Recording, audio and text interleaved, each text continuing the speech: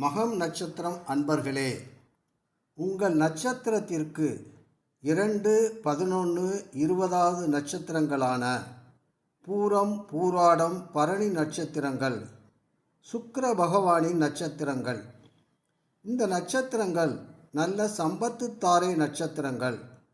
இந்த நட்சத்திர காயத்ரி மந்திரம் தினமும் 11 முறை காலை மாலை சொல்லி வந்தால் தனவரவு உண்டாகும்.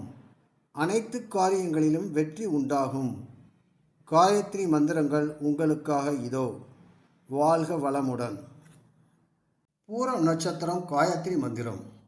ஓம் அரியம் நாய வித்மகே பசுதேகாய தீமகி தன்னோ பூர்வ பால்குனி பிரசோதயாது.